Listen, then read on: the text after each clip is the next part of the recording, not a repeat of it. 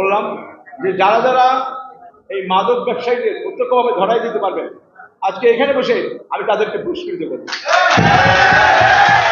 মাদক খাওয়ার লোকের সংখ্যা কিন্তু কম। মাদক ব্যবসার সাথে আমাদের একটা শ্রেণী জড়াই গেছে। তারা দেখে যে 100 টাকারটা যদি একটু রিস্ক নেই তাহলে 1000 টাকা বসতে পারবো। হ্যাঁ, এটা তাদের জন্য লোভটা কাজ করছে তাদের। আর এই লোভের কারণে দেখা যায় আমাদের এখানে দেখতে ধরেন আমাদের প্রতিষ্ঠিত বাড়ি কয়েকটা বাড়ি আমরা, এরপর কিন্তু এই জায়গায় পুরোপুরি জঙ্গল ছিল। আমরা এখানে খেলাধুলো করছি, এই মাঠে লোক আসে না, এই জন্য 4টের সময় থেকে ডাকাডাকি আরম্ভ করছে।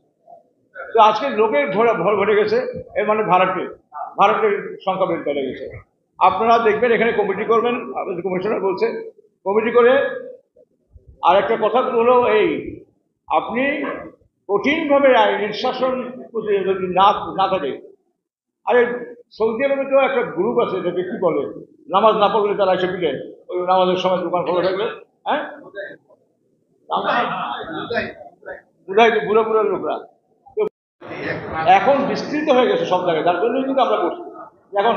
এবং বসার মধ্যে আমি শিওর আমি চিন্তা করছি, এখানে যেভাবে বাড়িঘর ভাড়াটি আসলে যেভাবে তালিকা দেয়, ঢাকায় কিন্তু আমাদের তালিকা দিতে হয়েছে মালিক হিসেবেও ভাড়াটি হিসেবে।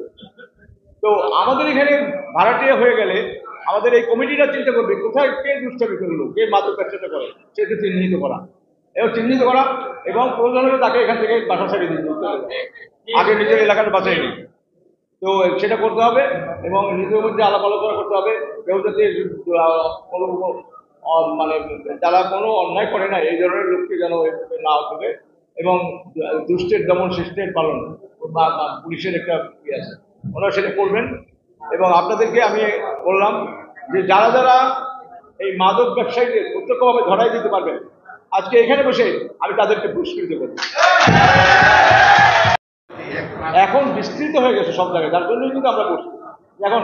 এবং বসার মধ্যে আমি শিওর আমি চিন্তা করছি, এখানে যেভাবে বাড়িঘর ভাড়াটি আসলে যেভাবে তালিকা দেয়, ঢাকায় কিন্তু আমাদের তালিকা দিতে হয়েছে মালিক হিসেবেও ভাড়াটি হিসেবে।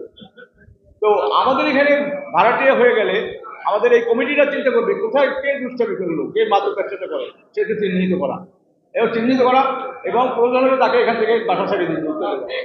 আগে নিজের এলাকাটা বাঁচাই নি, তো সেটা করতে হবে এবং নিজের মধ্যে আলাপ আলোচনা করতে হবে। কেউ যাতে কোনো মানে যারা কোনো অন্যায় করে না এই ধরনের লোককে যেন না হবে, এবং দুষ্টের দমন শিষ্টের পালন বা পুলিশের একটা ইয়ে আছে, ওনারা সেটা করবেন। এবং আপনাদেরকে আমি বললাম যে যারা যারা এই মাদক ব্যবসা